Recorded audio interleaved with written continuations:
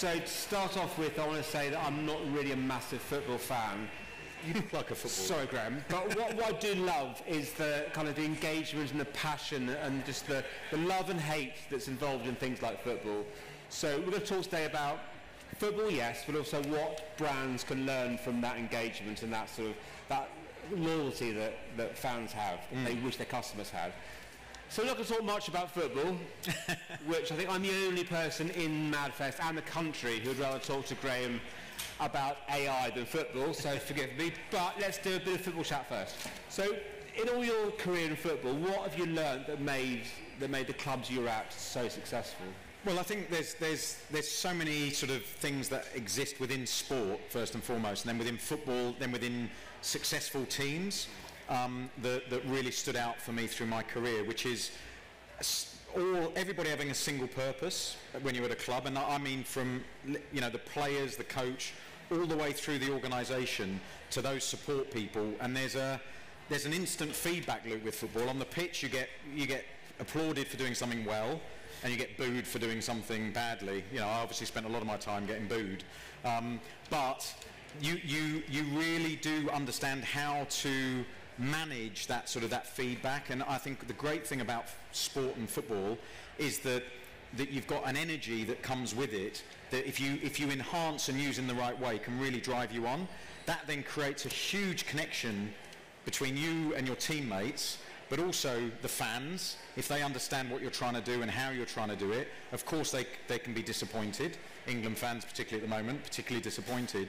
But equally you need that both sides of that coin, that energy to drive a team to success. So from my point of view, the values that we have at football clubs and the understanding of who we are, what our playing identity, what our heritage is, what it means to wear a particular shirt, and then all of the people that are involved in a football club and their role to help the team become successful. And then what you do is you overachieve effectively, but you live the highs and the lows with the same, I think, scrutiny and the same desire to keep improving, keep pushing through. The best football teams will continue to drive their performance no matter what the results are. They won't react to a performance. The worst run football clubs will react to situations and never be proactive, never have an aligned view on what they're trying to do and pull everyone together. And I think that's very easy to sort of replicate and translate into brands and businesses and what we're trying to achieve. I just think football and sport has a real advantage in the sense that you can see it playing out all the time. But the downside of that is it can often affect decisions and make key people either underperform or make irrational decisions. What do you think brands can learn from that? We were talking a bit before, earlier on today about the differences between football clubs and any sort of brand, but there are similarities. So what can brands learn? Well, I think for me, brands and businesses, what they can learn from sport is that ability to communicate within the organisation, to have the confidence and the quality of confidence and belief in what you all are trying to achieve, to be able to give positive and negative feedback. So that feedback loop that I'm talking about with football, you have to have it. I have to be able to say to you, if we're playing together under that immense pressure and that intensity of a football match, I've got to be able to say, well done, but I've also got to say, pull your finger out, don't do that again. And it's got to be taken without any prejudice or without any personal sort of negativity, shall we say. So that honesty, and I think it's obviously hard in business. It's much harder for me to say to Chris, actually, you've not helped me there at all. Which happens quite a lot. It happens all the time. Yeah, but the fact is, I think the foundation of our business and our team and our board, it's all about that. We're working really hard to be creative, to push through something. We're not following anybody. We're trying to lead in what we're doing, and we're really excited about it. And that energy that we bring allows us then to have what might be sometimes difficult conversations, because you've got to make hard decisions, you've got to prioritise things, you've got to say to someone, look, that's good, but it's not going to work at the moment. So that whole failing better applies to business as well. But if you're in an environment where you don't feel vulnerable for saying, do you know what, this isn't working for me, then you're in a position where you can really grow as an organisation, and then being prepared to lose people as well. People move on, and you've got to be proud of the fact you've developed someone and help them move on, not feel bitter that they haven't stayed with you, because everything's changing all the time, and none more so in sport and football. I'll bring you in a second, Chris, but just last quick question, because every brand here today is talking about purpose, and I think brands, yes, some brands have amazing purpose, some brands just sell soap. So what do you see when you see brands talking about purpose? There's a purpose to soap, that's true, but so what's the value of purpose in what you're doing and what you've seen in your past career in football? I think obviously the purpose for football is, for the people watching it, and is entertainment, and to see a team that's performing to the sort of the standards that they expect, to the heritage of the club, to the identity of the club. That's really important, having an identity, and what we're doing with machine football is very much about understanding that sort of ecosystem. So that's really key to sort of driving, I suppose, the purpose of a football team for fans. For players, as professional players, it's about your desire to succeed and how far you want to go, how much dedication you're prepared to give to something, and you have to give so much to be the best you can, and never accepting your level. There's, I think my strength as a football player was always that I always tried my hardest at the next level, and then I always managed to get through that next level until I got to, very fortunately, the top of my sort of ceiling, which was international football for one of the biggest, football countries in the world. So that was really important. And I think for owners, it's about, owning a football club is different to owning a lot of businesses, because there's a responsibility, I believe. There's a community responsibility. There's a city responsibility for where you're playing. There's all those elements. Plus, there's a huge financial pressure now on people investing in football clubs to deliver upside. There's a lot of money in football, but it's hard to make a lot of money in football. Chris, let's get your thoughts. I mean, there's a lot of money in football, but when we had a pre-chat before, I was surprised that the money isn't spread as evenly as I'd first imagined. So tell me a bit about how you reflects on what Graeme said, but what's the purpose of what you're doing, machine football? Well, so, one of the key purposes of football is to win. And you put everything, all the money into winning. And I'm not a deep football person, and obviously not been through the same experiences as you, but when you look at that, the money and the sporting side of things aren't often aligned. It's quite difficult to put those things together, and I think what we're looking at, the championship tends to, of the 18 clubs that announce their numbers, that all of them make a loss, between 60 and £5 million. It's a very difficult place to make money. It's a difficult place to make money in terms of the kind of player side of things and player trading and all those sort of elements. So I think there's a really complex business environment, and there's a really kind of massive opportunity, both in terms of how you connect all that together, and also you find the areas of passion. And I think that's where the overlap and the parallels with brands is really interesting, because you can see how all these things can begin to join together now, which is the type of things we're trying to do. And when you join them together, you can begin to focus on the right bits and say, okay, how do we hold on to this bit of passion? How do we find ways to connect people better as a team? How, when we've connected them as a team, what could they do? What could they achieve? How could they connect better with the community? All those sort of elements, I think, are the kind of potential upside of this, and why football is such an interesting place, both for brands to play, but actually it's a kind of a vanguard for all sorts of things that I think brands face as well. So do you want to give a bit of a sort of an overview of exactly what you're offering? I think what I'd like before we were chatting was you're creating the operating system for football. So what exactly is your aim? What's your mission? So our whole focus is I think what happened in terms of AI and maths in the last year to 18 months has been really interesting, and it's one of those things we kind of missed a little bit. Google, for instance, are predicting each metre of the stratosphere and weather. And they're looking at it as a system, and they're saying each level you can actually understand by itself, and then you can layer new things on top of that, like how animals migrate, how the climate. All those things get concertina together. When you shift that into football as a network, and you shift that into football as something that's joined up and added up together, you get to a completely different view of both the on-pitch behaviour, the sporting behaviour, and the off-pitch social media behaviour, and how those two things add to value. So what we're essentially doing is we're looking at every single metre of the pitch over the last 8 years, and every single player over 16. We're then modelling that so to understand what contribution they make, in terms of as a system. So everything they do in terms of achieving an outcome, and everything they do in terms of achieving a position of maximum opportunity, as we call it. And then what you do is you join those things up in terms of a graph. So you begin to say, okay, these people would work best with these other people, and these people achieve value together, and that's what we call chemistry. So it's performance, contribution, and chemistry together, which equals value as a player.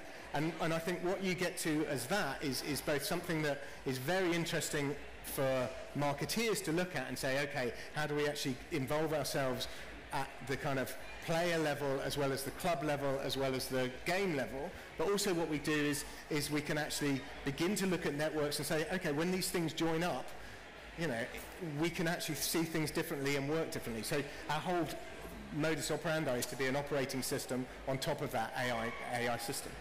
So Graeme, given what Chris has just said, what do you think the biggest challenge to football, as a game, as an entertainment platform, as a brand, as a well, I think in terms of challenge for us and our business is you know, there's loads of data in football, and there's loads of football people that don't want to have the data conversation because of the way data's being introduced to them.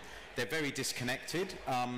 There's a global market, there's a lot of money involved, there's a lot of people sort of, whether it's agents or, you know, clubs sort of trying to game the system a bit, and there are clubs with huge amounts of money, smaller clubs, very hard to put a value on a player. There's no sort of real understanding of what someone's valuation is. So their challenges to us, and the whole reason we're doing this is we're not creating a data business, it's a football-driven system that has data supporting and giving insights and new knowledge to what we're saying is about how players interact on the pitch in terms of the performance piece of this.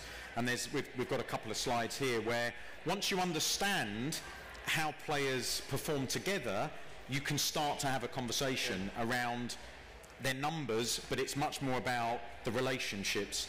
And the challenge for us is to get this to land with people, to trust it, to start to say, right, this isn't being bought, we're not using this to replace scouting or recruitment, we're bringing it in to align what the current group of players is in the system, with the identity they've got, how they play, with their coach, and then you can start to swap in and swap out squad players that are already in the club, and even more interestingly, players that you're looking to recruit from other clubs, and you can start to predict some of those relationships. We're at an early stage, but the things that the machine is already picking up on, and we've got an example here, is really, really interesting. I don't know if you want to just explain. Yeah, so what this is essentially the chemistry at Arsenal at the beginning of the season. So what each of the lines is the relationship between each of those players and the chemistry between them. When it's red, it's in the bottom 30th percentile. When it's orange, it's between that and 50, which is really average, so it's a standard deviation. And then above 60 is green. What you get to in terms of the model, and what's interesting about this is you're predicting how people within a formation are likely to work together to achieve value and achieve an outcome. And you can see from this that there's some kind of real areas of weakness, some real areas of performance enhancement, because, you know, the whole thing with a team is it's not about making everything green. That never happens. It's actually about raising the level at an aggregate level, but actually having some key areas. So for instance, if you were to look at Man City and Rodri and Haaland, you'd see that at 99% in terms of that outlet. So that you know, those are the kind of the bits of magic that the chemistry can see. But actually what you're looking at is a network view of how people are performing at the highest level. Yeah, so what we did, we took Arsenal's first part of the season with Declan Rice playing as a holding midfield player, Havertz playing on the left, and then Nketiah playing up front. And what we did, we then got the machine to measure the second part of the season when Arteta changed that system and brought Jorginho in. You can see there at the base. Rice moves further forward and Havertz up front. And the relationships that the machine was able to pick up were far more significant, positive and strong, and really illustrative of the machine learning able to really understand the performance outcomes that happened for Arsenal without knowing anything about Arsenal, Arteta, what he did and the players. What it does show as well is that when you move the players around, it starts to isolate other things. So again, for me, the exciting thing is it's always a football conversation. It's not really about the numbers, it's about what conversation comes from finding this out. And it starts to show Zinchenko in here, where you see his numbers are a bit more isolated as slightly more negative. Now, it's not that, as Chris says, it's not that, you know, you're never going to get all green. There's a distribution of an amount that goes across the whole team. So you can't sort of keep giving everyone green, or the machine won't keep doing that, but it will distribute them more evenly or less evenly. And interestingly enough, the Zinchenko conversation for me really played out in the games that Arsenal played towards the end of the season, where Mikel Arteta played a different left back and wasn't as comfortable as him. Funnily enough, one of the tests we did on the machine just recently, again, this is for me with my all thinking from a football point of view, was we've only got on the ball data at the moment. We haven't got off the ball data.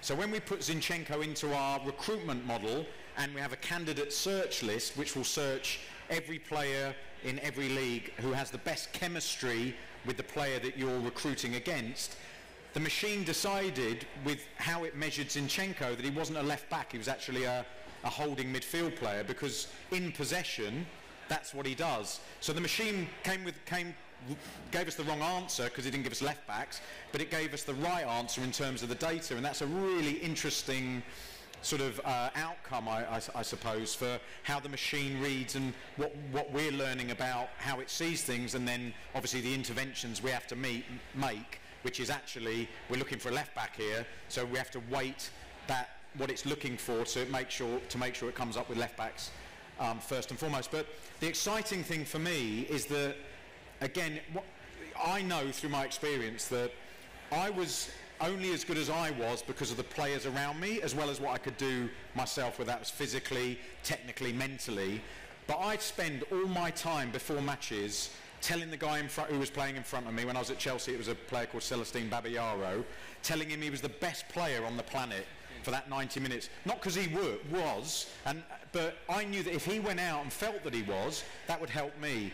And fundamentally, that's what I really believe I want to try and do with what we're doing together, is understand how people interact on the pitch together and build these relationships. And that's when you start to really achieve above what you expected to. And I think I'm the nerd in the relationship, I'm afraid. but the interesting thing about this is when you kind of put the layers together and when you see the relationships between the two things, it has kind of massive bearing on all sorts of other things. Imagine if these were influencers. Imagine if they were the board of a company. Imagine if they were Navy SEALs going into battle. It's those sort of kind of use cases that you can begin to see. And in football, you've got so much passion and you've got so many quick outcomes, you can go much faster on the way it's learning. So that's why we started in football. But actually, it's a form of maths, of joining stuff up, that I definitely think we can both put at the base of the way we look at the kind of next 30 years. Because, my background over the last 30 years kind of in internet stuff, I think we made quite a lot of mistakes at the beginning in terms of some of the choices we made in business models, some of the issues we made in terms of, kind of focusing on just the lowest common denominator data. Whereas actually, if you kind of look at the way we join people up and think about that as the kind of key basis for finding new, better ways of achieving outcomes, I think that's amazing. I think that could be absolutely incredible. I think we're kind of against time a bit, so let me ask the question. Well, we've got loads of time. Good. We've got another hour left. We've got a bit of time. Let me ask the question everyone wants to know. How, in your expert view, are England doing? Is that time? Are we done now? I don't want to talk about it. No. Well, so England is an obvious example, and we didn't suddenly say, look, England are playing really badly, let's go and do Madfest so we can show off our wonderful chemistry models. I thought we were going to have to rewrite the algorithm. Yeah, but we did have a play with it. We decided not to show it because it takes time to explain a bit more, because it just goes to show how really disconnected, how lateral, how defensive the relationships are. So you sort of see it just on screen, and it's quite a negative looking screen, you know. And it's not that they're not. Some players are interacting quite well together, but they're obviously not going anywhere. And at the moment, again, this is all stuff we know because we watch them and we could all draw the same conclusion. But what you're able to do once you've got the baseline is start to predict. So then what we could do with our, you know, if Chris had his laptop out now, we could replace Harry Kane with Ollie Watkins and simulate what that looks like. That starts to get really interesting. If you start to play with that, your team, your country, and how players look in certain positions, that's where I think we get into so many new territories around, you know, the consumer, how we explain football matches to fans through media and television, rather than just saying, oh, England are rubbish, sack the manager. Maybe that's true. Maybe we do need to sack the manager at the end of the tournament. But it's not as simple as that. There's a grown-up conversation to be had about why England are playing well, why are they disconnected, why aren't they, I call it playing happy. They're not playing happy. No one's playing with a smile on their face. It's all an effort. And one of the I was part of the selection committee that selected Gareth as the coach. What Gareth has done, which is incredible, is he's built a culture around that group that brought them together and help them deal with the precious situations that come from all angles when you get to tournament football. The difference now is I think he's at the end of that cycle because he's got new players, 10, 12 new players have come in. He's had to drop players that have been very loyal and really bought into him. And then they're not performing well. They're a disjointed group of players. They're not the only ones. Portugal, the same. You know, Belgium, France, teams. You know, it's a tough competition. But when you're together for 6 weeks, like these guys have been and are, and things aren't going well, every day feels like 3. It's like, it's really awkward. It's probably, you know, when you're either about to be dumped by your girlfriend when you're young, or about to do the dumping of the girlfriend. Yeah. It's probably that conversation where you don't want to. That's another session we're doing later. Yeah, you don't want to have the conversation, but you need to have a chat with Harry Kane and say you need to play a bit better, mate. So it is relationships. It's all about those relationships and momentum. You know, if you've got positive momentum, and maybe what happened the other day creates a positive change, you know, because they know they should have gone out and it might give them a lifeline. But equally, it might be 10 minutes into the game against Switzerland and all of a sudden they all feel that wave of uncertainty again, and then you see that withdrawn performance that means they underachieve, but they could still go on and win it. Let's have one last question. This is just for me. Ted Lasso. Yes. Is Ted Lasso true to life? Ted Lasso is absolutely spot on. I work for NBC, so Jason Sudeikis and his team, we piloted Ted Lasso. They came and were in the commentary boxes with us at games, Premier League games, doing their research, and I was a bit disappointed. I thought he called himself Ted Lasso because it was a nod to me with Le Saux, and you know, so that's probably just my ego, I think, talking that. He's never confirmed it. But it's a brilliant story of, it's human, it's not football, it's about people, it's about the human interest, it's about success and failure and love and sadness and emotion, and sort of tailing off what we've said. That's what football is. Sport is that. It's and if you can replicate that in your brands and your businesses, but genuinely replicate, it can't be, people see through the nonsense. It's got to be authentic and real. And the great thing about football is when you capture that stuff, the power of it and the energy and that togetherness is just, you know, otherworldly. And it's, you know, for me, it's been a privilege to be involved in football all my life, and obviously a massive privilege to speak to you all today. And that just one thing from me. If anyone would like to be a test pilot, please email me on this email up here, and in the next kind of couple of weeks we will onboard people. We can't onboard too many. We're going to do 10 to 20. So, but do let me know, and we would love the feedback, and we'd love people to play with it. So please do let me know. Thank you very much. Thank you. Thanks to Graeme, Chris and Justin from Machine Football. That was fascinating. I could see like the analogies with advertising agencies, playing in position, the team. Yeah, Not the analogies with girlfriends. And Well, that as well. Yes. Lots of toxic relationships.